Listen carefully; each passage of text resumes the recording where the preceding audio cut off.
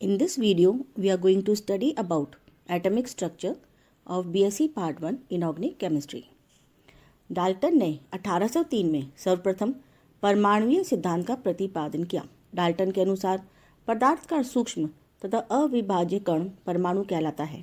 Dalton के बाद J Thomson, Rutherford आदि का सिद्धांत आया, जिनके अनुसार परमाणु अन्य मूलभूत कणों जैसे इलेक्ट्रॉन, प्रोटॉन तथा न्यूट्रॉन से मिलकर बना होता है।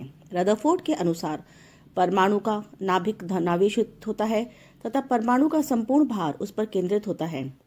ऋणावेशित इलेक्ट्रॉन नाभिक के चारों ओर वृत्ताकार पथ पर घूमता है। रदरफोर्ड के बाद बोर नामक वैज्ञानिक ने बताया कि इलेक्ट्रॉन एक बंद वृत्ताकार कक्ष में घूमता है, जिसमें न तो ऊर्जा अवशोषित होती है न ही उत्सर्जित होती है। बोर ने हाइड्रोजन का स्पेक्ट्रम समझाया, किंतु एक से अधिक इलेक्ट्रॉन वाले परमाणु के स्पेक्ट्रम समझाने में असफल रहे। इस समस्या के निराकरण के लिए परमाणु की wave concept of atom, dual nature of electron, Heisenberg's uncertainty principle तथा श्रोडिंगर वेव इक्वेशन का प्रयोग किया गया। सन 1905 में प्लैंक ने क्वांटम सिद्धांत प्रस्तुत किया। इस सिद्धांत के अनुसार कोई भी विकिरण सतत रूप में नहीं निकलती, वरन छोटे छोटे बंडलों में निकलती है, जिन्हें क्वांटा या फोटोन कहते हैं। अतः प्रकाश तरंगों में कणों जैसा गुण पाया जाता है। इन तथ्यों के आधार पर आइंस्टाइन ने यह निष्कर्ष निकाला कि प्रकाश की द्वैत प्रकृति होती है, अर्थात प्रकाश में कणों और तरंगों दोनों के गुण होते हैं। प्रकाश के कुछ गुणों की तरंगीय प्रकृति तथा कुछ गुणों की कणीय प्रकृति के आधार पर व्याख्या की जाती है। अब हम आते हैं डी ब्रॉगली की द्रव्य तरंगें पर, यानी डी ब्रॉगलीज मैटर वेव्स। सन 1924 में फ्रेंच वैज्ञानिक डी ब्रॉगली ने यह सुझाव प्रस्तुत किया कि गतिशील सूक्ष्म कण प्रकाश के समान तरंग गुण प्रदर्शित करते हैं। डेविसन तथा जर्मन ने प्रयोगों द्वारा इसकी पुष्टि भी की। इस प्रकार तरंग यांत्रिकी के सिद्धांत ने बोर के सिद्धांत को पूर्णतः नकार दिया। डी ब्रॉगली ने बताया कि कणीय प्रकृति के कारण इलेक्ट्रॉन में संवेग आदि होता है तथा तरंगीय प्रकृति के कारण तरंग दैर्ध्य व आवृत्ति होती है।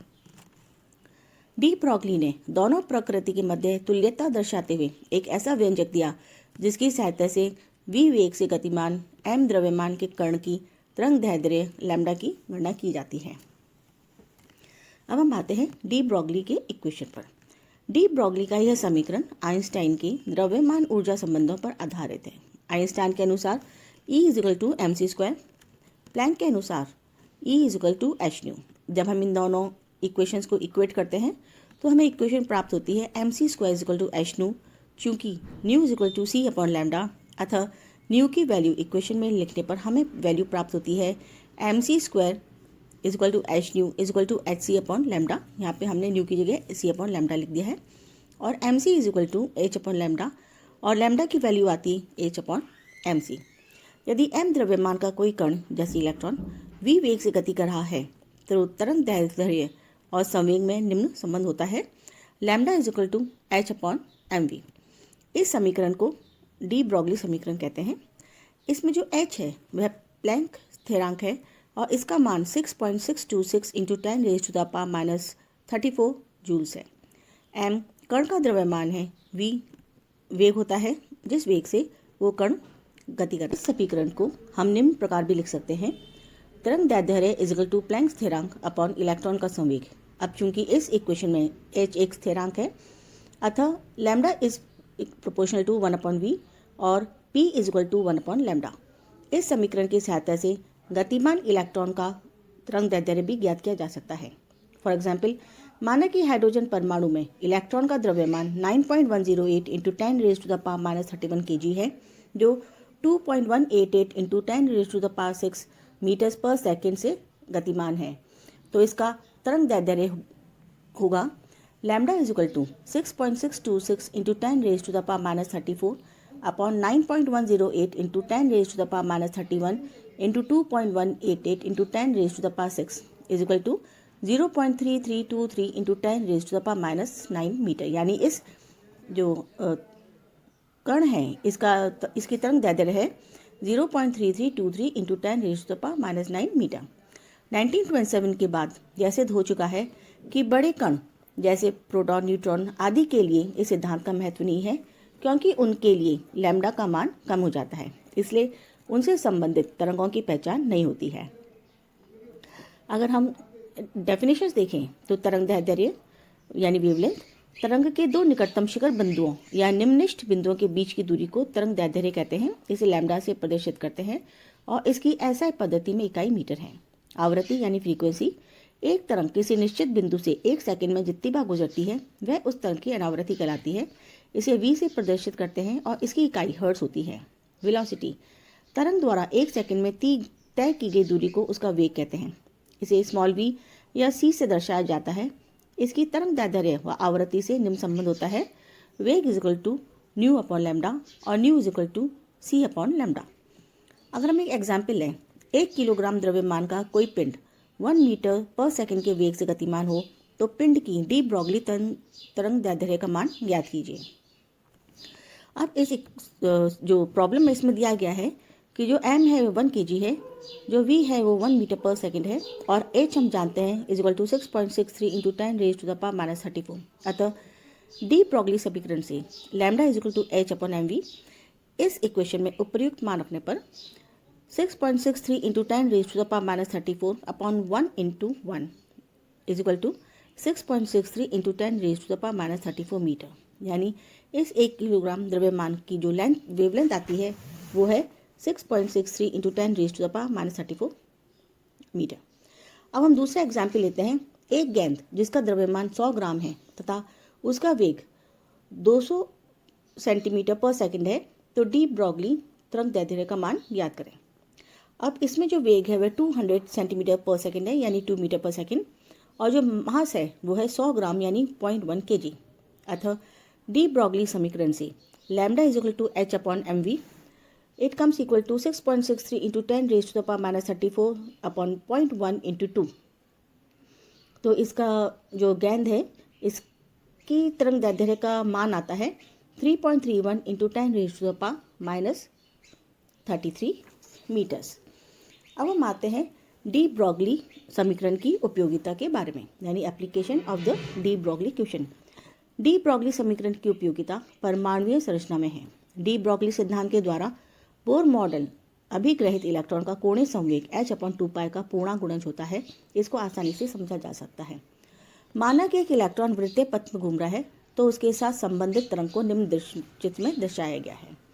तरंग उसी अवस्था में निरंतर रह सकती है जब उस वृत्त की परिधि का मान उस तरंग की तरंग दैर्ध्य लैम्डा का कोई पूर्णांक गुणज हो अर्थात 2πr is equal to n lambda. De Broglie समीकरण से lambda is equal to h upon mv का मान इक्वेशन 2 में रखने पर हमें इक्वेशन प्राप्त होती है 2πr is equal to nh upon mv और mvr is equal to nh upon 2π और यही समीकरण ही बोर की अभिग्रहित समीकरण है। अब हम आते हैं डी ब्रॉगली वेव के प्रायोगिक सत्यापन पर। माना कि एक इलेक्ट्रॉन के लिए lambda is equal to h upon pe है जहाँ pe इलेक्ट्रॉन का संवेग है। अतः lambda is equal to h upon MeVe। अब इलेक्ट्रॉन की जो काइनेटिक एनर्जी है वो है ke is equal to ev और half MeVe square is equal to ev और Ve square is equal to twice ev upon mv और Ve is equal to √2 ev upon me। समीकरण 4 में Ve का मान रखने पर हमें इक्वेशन प्राप्त होती है lambda is equal to h upon me √2 ev upon me और lambda is equal to h upon √2 e me। यहाँ पर चूंकि h is equal to 6.66 into 10 raise to the power minus 34, me is equal to 9.1 into 10 raise to the power minus 31 and e is equal to 1.6 into 10 raise to the power minus 19। इस सभी मान समीकरण 6 में रखने पर हमें lambda का मान ज्ञात प्राप्त होता है lambda is equal to 1.22 into 10 raise to the power minus 9 upon v n m. 1927 में डेविसन व जोमन ने उपरोक्त समीकरण के आधार पर पाया कि इलेक्ट्रॉन के लिए विवर्तन प्रतिरूप एक्स किरणों के विवर्तन प्रतिरूप के प्रकार ही प्राप्त होते हैं क्योंकि इलेक्ट्रॉन एक्स किरणों के समान तरंगीय प्रकृति के ही होते हैं। स्पष्ट है कि इलेक्ट्रॉन कणीय व तरंग दोनों प्रकार का व्यवहार प्रदर्शित करता है जो अभीष्ट डी ब्रॉगली सिद्धांत का पुष्टि करता है। अब हम आते हैं हाइजेनबर्ग का अनिश्चितता का सिद्धांत यानी हाइजेनबर्ग्स अनसर्टेनिटी प्रिंसिपल। आकाश में घूमने वाले उपग्रहों का एक निश्चित पथ होता है जिसका वे अनुसरण करते हैं। यदि किसी कण की त्रिविमीय आकाश में स्थिति तथा उसका वेग ज्ञात हो तो उसके निश्चित पथ को ज्ञात किया जा सकता है, किंतु सब एटॉमिक कण जैसे इलेक्ट्रॉन आदि की तरंगे प्रकृति के कारण उनका सही संवेग तथा स्थिति का एक ही समय पर एक साथ निर्धारण संभव नहीं है। इस सिद्धांत को गणितीय रूप में निम्न समीकरण की सहायता से व्यक्त करते हैं। Delta x into delta p is greater than और equal to h upon 4 pi, जहाँ delta x is equal to स्थिति की अनिश्चितता, delta p is equal to संवेग की अनिश्चितता तथा h इज प्लैंक्स कांस्टेंट। इस समीकरण के अनुसार इलेक्ट्रॉन के संवेग की अनिश्चितता तथा स्थिति की जो अनिश्चितता है उस दोनों का गुणनफल h अपॉन 4 पाई से अधिक होगा अथवा बराबर होगा। अब हम आते हैं परमाणुविक कक्षक या एटॉमिक ऑर्बिटल। बोर के अनुसार परमाणु में इलेक्ट्रॉन्स नाभिक के चारों ओर निश्चित वृत्ताकार पथ में परिक्रमा करते हैं, किंतु हाइजेनबर्ग की अनिश्चितता के सिद्धांत के अनुसार परमाणु नाभिक के चारों ओर स्पष्ट वृत्तीय कक्षाएं नहीं हैं, परंतु नाभिक के चारों ओर विभिन्न आकृति के त्रिविम क्षेत्र यानी 3 डायमेंशनल एरिया हैं, जिनमें इलेक्ट्रॉन इस प्रकार गति करते हैं कि कभी कभी तो वे नाभिक के निकट आते हैं व कभी नाभिक से दूर हो जाते हैं। इस प्रकार कहा जा सकता है कि परमाणु नाभिक के चारों ओर का वह त्रिविमीय क्षेत्र अथवा स्थान है जहाँ एक निश्चित ऊर्जा वाले इलेक्ट्रॉन के पाए जाने की सर्वाधिक संभावना होती है। परमाणु कक्षक या परमाणुवीय कक्षक कहलाते हैं। उदाहरण के लिए हाइड्रोजन परमाणु में एक इलेक्ट्रॉन को पाए जाने की संभावना गोलाकार क्षेत्र में अधिक होती है, अतः यह क्षेत्र हाइड्रोजन परमाणु का कक्षक कहलाता है। इलेक्ट्रॉन के पाए जाने की संभावना को बिंदुओं के द्वारा दर्शाया जाता है। जहाँ इलेक्ट्रॉन के पाए जाने की संभावना अधिक है उसे सघन बिंदुओं से दर्शाया गया है। अतः परमाणु कक्षकों को बिंदु रूप यानी डॉट मोड या इलेक्ट्रॉन अप या इलेक्ट्रॉन क्लाउड के रूप में प्रदर्शित किया जा सकता है। नाभिक से दूरी बढ़ने पर क्रमशः यह सघनता कम होती जाती है। बिंदु रूप में इलेक्ट्रॉन का प्रदर्शन असुविधाजनक होता है, इसलिए इन्हें दिशात्मकता के अनुसार सीमांकित पृष्ठ के द्वारा प्रदर्शित किया जाता है। यह सीमांकन इस प्रकार किया जाता है कि इसके अंदर इलेक्ट्रॉन के पाए जाने की संभावना वाले अधिकांश भाग उसमें सम्मिलित हों। सीमांकित भाग के आकार की गणना श्रोडिंगर वेव इक्वेशन के आधार पर की जा सकती है। श्रोडिंगर वेव इक्वेशन हम अगले वीडियो में पढ़ेंगे। तब तक के लिए that's all for today. Thank you.